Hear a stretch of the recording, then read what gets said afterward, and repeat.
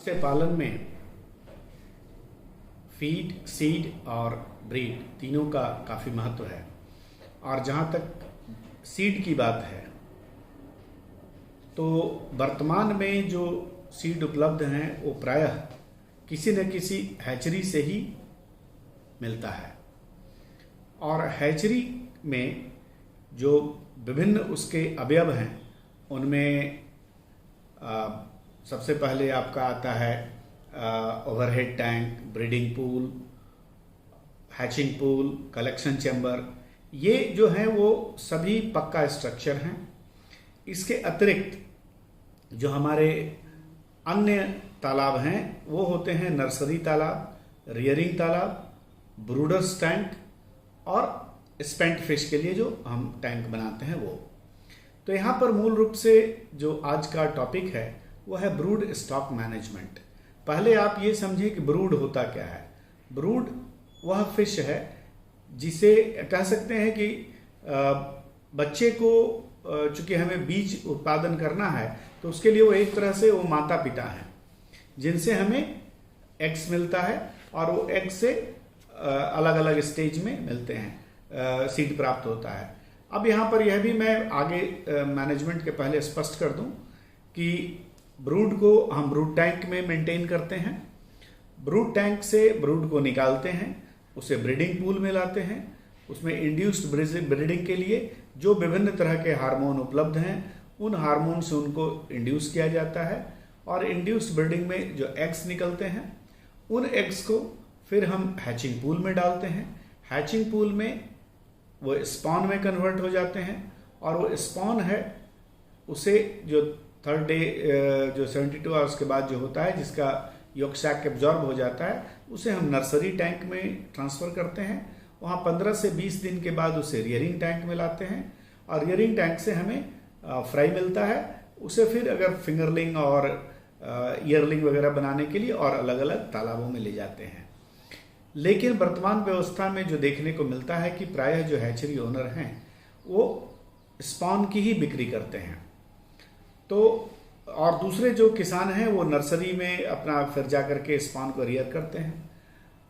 अब है कि इस पूरे जो हैचरी जो एक मैं यूनिट की बात किया जिसके जो अवयवों की मैंने चर्चा की कि overhead tank, breeding pool, hatching pool, एक कलेक्शन चैम्बर, सीमेंट सिस्टर्न जो होते हैं वो, इसके अलावा नर्सरी, रियरिंग और ब्रूड टैंक। ब्रूड टैंक क्या है? यह एक हैचरी का सबसे महत्वपूर्ण पार्ट है क्योंकि आपको जो एग्स मिलने हैं वो इन्हीं ब्रूडर से मिलना है। और ये ब्रूडर्स को मेंटेन करने के लिए क्या क्या करना पड़ता है? सबसे पहले जो वर्तमान आज के डेट में जो एक एस्टैब्लिश स्टैंडर्ड डेवलप किया गया है उसमें हम 1 हेक्टेयर एरिया में यानी 2.5 एकड़ एरिया में हम लगभग 2000 ब्रूड स्टॉक रहते हैं। 2000 कहने का मतलब लगभग 2000 से 2500 केजी ब्रूड मेंटेन करते हैं। इन ब्रूड्स को मेंटेन करने के लिए आपको पहले ये सबसे पहला पार्ट ये है कि ब्रूड लाते कहाँ से हैं। तो ब्रूड जो लाते हैं उसका सबसे बढ़िया सोर्स है अगर हम किसी वाइल्ड सोर्स से लाएं। वाइल्ड सोर्स में जो एग्स कलेक्ट होते हैं नदियों से या फिंगरलिंग या फ्राई जो मिलता है उन्हें हम डेवलप करें और उनमें से जो शूट फ्राई या बड़े जो फास्ट ग्रोइंग हैं उन्हें छांट करके अलग करके हम ग्रो करें तो एक वो ब्रूड हमें मिल सकता है। दूसरा है जैसे जयंती रोहू है जिसे विभिन्न तरह से काफ़ी सेग्रीगेशन मेथड के द्वारा जो डेवलप किया गया है, या एडवांस कतला है। तो जो भी है आपको सिलेक्शन के थ्रू ये डेवलप करके रखना है। आपके भी जो ब्रीडिंग होती है उस ब्रीडिंग में से भी थोड़ा थोड़ा क्वांटिटी आप निकाल के अलग से रियर करें। उनमें भी जो बेहतर परफॉर्मेंस वाले जो सीड्स डेवलप होते हैं उनको आप ब्रूड के रूप में प्रयोग कर सकते हैं। परंतु यहाँ यह भी ध्यान देना आवश्यक है कि प्रत्येक वर्ष लगभग 30% ब्रूड का रिप्लेसमेंट जरूरी है ताकि अंतःकरण यानी कि इनब्रीडिंग डिप्रेशन से बचा जा सके। इनब्रीडिंग डिप्रेशन होता है कि जब क्लोज रिलेटिव्स के बीच में ब्रीडिंग होती है तो उनमें सेग्रीगेशन ऑफ ट्रेट्स होता है और वो सेग्रीगेशन ऑफ ट्रेट्स हरदम अच्छे नहीं होते, वो बुरे भी होते हैं और उनसे हमें जो सीड की क्वालिटी मिलती है वो प्रायः अच्छी नहीं होती है, अतः इससे बचने की आवश्यकता है। दूसरा, जब हम ब्रूड टैंक की मैनेजमेंट की बात कर रहे हैं तो एक तो हुआ स्टॉकिंग, कि आप बढ़िया क्वालिटी के फिश को आप ब्रूड के लिए सेलेक्ट करें।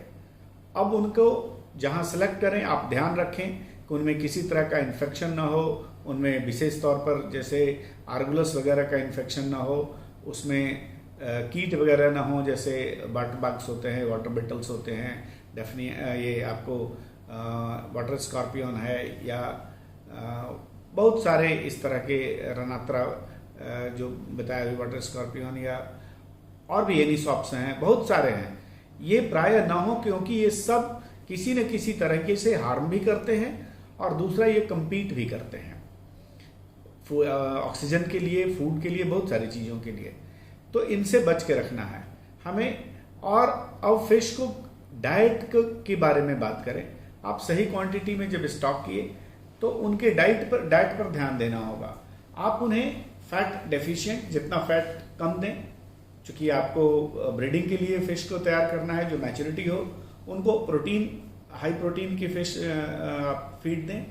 और विशेष तौर पर क्योंकि अब जो ब्रीडिंग है वो मार्च के अंतिम महीने से अप्रैल से शुरू हो जाता है, तो आप उसके 4 महीने पहले से आप फिश को बेहतर फीड जो आहार प्रबंधन है वो आवश्यक है।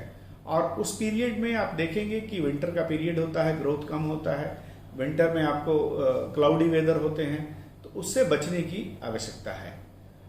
जब आप फीड प्रबंधन से जब आते हैं तो आप लगातार उसकी मॉनिटरिंग भी करते रहें, आपकी कैसे उसमें जो, और मेल और फीमेल को करीब 1:1 की रेशियो में रखने की आवश्यकता है।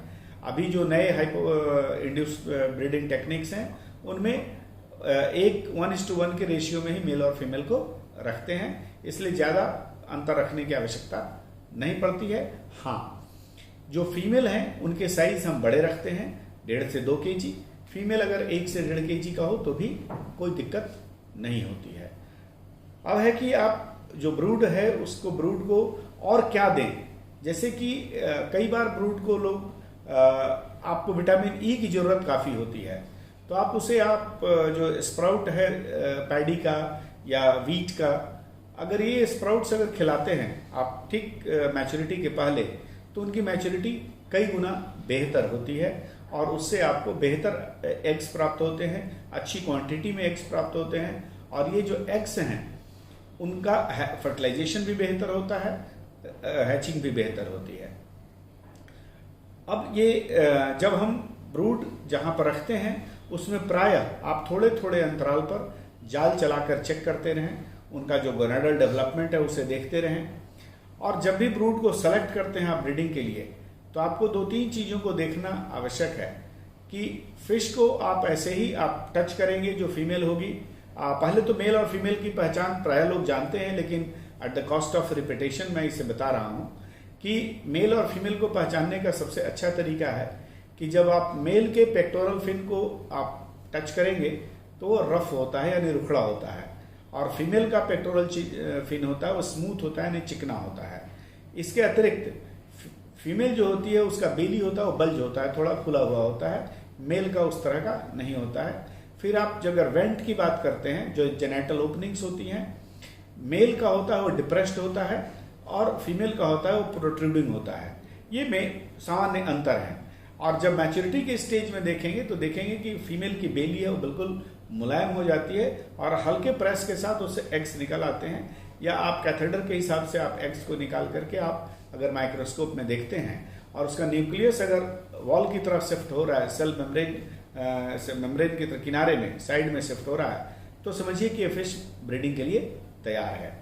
दूसरा है कि जब आप मेल फिश को लेते हैं और मेल फिश का जो बेली पर आप जैसे ही हाथ रखते हैं तो उसका मिल्ट जो है, जो उसका जेनेटिक मटेरियल है, वो बिल्कुल वाटरी अगर हो, बिल्कुल पानी की तरफ फ्लो करता हो, तब समझें कि यह भी तैयार है। आपको जब ब्रूड मैनेजमेंट का एक पार्ट है कि ब्रीडिंग के लिए तैयार करना, परंतु जो फिश जिसे इंजेक्ट कर दिया गया और ब्रीड कर गई वह पुनः चूंकि ब्रूड के रूप में यूज होगी, तो उनका भी एक अलग से तालाब होना आवश्यक है, ताकि ब्रीडिंग के समय काफ़ी, चूंकि इंजेक्शन पड़ता है, हार्मोन दिया जाता है, फिश काफ़ी एग्रेशन में रहती है तो इंजरी भी होती है। उनसे क्या करना है कि जैसे ही जो फिश लाइव और हेल्दी कंडीशन में मिलती है उनको आप पोटेशियम परमैंगनेट में या सॉल्ट में एक सॉल्यूशन में एक डिप दें, और डिप देने के बाद उसको आप अलग से एक तालाब में जहाँ बेहतर एरेशन की व्यवस्था हो उसमें डालें। प्रारंभ में वो एक आध दिन वो नेचुरल फूड भी नहीं खाती है, लेकिन जैसे ही आप उसे बढ़िया टैंक में रखेंगे तो चांस होता है कि एक सर्वाइवल भी बेहतर होता है और अगले साल के लिए भी आपको ब्रूड के तौर पर उस फिश को यूज कर सकते हैं। तो यह आपके लिए एक बहुत बड़ा एडिशनल बेनिफिट होता है, क्योंकि आप उसी फिश को रिपीटेशन में यूज कर रहे हैं तो अगले साल वो और बेहतर ढंग से परफॉर्म करेगा। अब ब्रूड मैनेजमेंट में आपको मैंने आहार प्रबंधन के बारे में बताया, डिजीज मैनेजमेंट के बारे में बताया। आपको वाटर मैनेजमेंट में भी आपको फिश को स्ट्रेस में नहीं जाने देना है। किसी भी परिस्थिति में आपको ध्यान रखना है कि ऑक्सीजन का लेवल ऑप्टिमम हो, 4-5 ppm से ऊपर हो, उसमें अमोनिया का लेवल बिल्कुल न बढ़े, उसमें बाकी जितने भी आपको अनडिजायर्ड गैसेस हैं या उसमें कलर है वो मतलब अनडिजायर्ड गैसेस बिल्कुल न डेवलप हो पाए, उसमें नाइट्राइट नहीं हो पाए, फ्री अमोनिया नहीं हो पाए, कार्बन डाइऑक्साइड नहीं डेवलप हो, हाइड्रोजन सल्फाइड नहीं डेवलप हो, सल्फर डाइऑक्साइड नहीं होना चाहिए, आयरन की मात्रा कम होनी मतलब नहीं के बराबर हो, क्योंकि हैचरी वहीं बनाते हैं जहां पर आयरन की मात्रा नहीं होती है। तो इन सब चीजों को water quality management, feed management, disease management, selection of brooders, ये बहुत इंपॉर्टेंट है। और सिलेक्शन के बाद उनकी रखरखाव और प्रबंधन के अंत में आप सिलेक्ट करें। दूसरी बात, आप उतने ही फीमेल या मेल को ले जाएं अपने ब्रीडिंग टैंक में जितने उसकी कैपेसिटी है, कैपेसिटी से थोड़ा कम ही रख के करें। जैसे कि 1 क्यूबिक मीटर में लगभग 3 से 3.5 kg ब्रूडर डालते हैं, जिसमें 1:1 की रेशियो में मेल और फीमेल रखते हैं। और इसे ब्रीडिंग के दौरान आप अगर 4 मीटर डाया का अगर कोई टैंक है और 1.2 मीटर रखते हैं तो लगभग इसमें 15 क्यूबिक मीटर पानी होता है, और इसमें 40 to 45 kg आप ब्रूड स्टॉक डालते हैं, जिसमें कि 50% जो नंबर होते हैं वो फीमेल का होता है। तो इस तरह से आप फीमेल को मेंटेन और एक फीमेल से ऑन एन एवरेज आपको 1 से 1.5 लाख अंडे मिलते हैं। हम लोग मेजर कैलकुलेशन में उसे 1 लाख ही मान के चलते हैं, यानी 1.5 kg की एक फिश अगर लेते हैं तो 1.5 लाख अंडा उससे मिलता है। अंडे से लगभग 90% अंडे फर्टिलाइज होते हैं और फर्टिलाइज्ड अंडों से लगभग 80% स्पॉन में 70% स्पॉन में कन्वर्ट होता है। यानी कि इसे अगर डाउनवर्ड कैलकुलेशन आप करेंगे तो आपको 100 से यह 72% है स्पॉन में मिलता है, और उसके बाद पुनः आप जब करेंगे 72% से तो उससे 70% फिर इससे आपको कन्वर्ट होता है फ्राई में। हैचिंग 72%, 90% फर्टिलाइजेशन, 80% हैचिंग और 70% एज ए हैचलिंग यानी स्पॉन, या 72% आता है।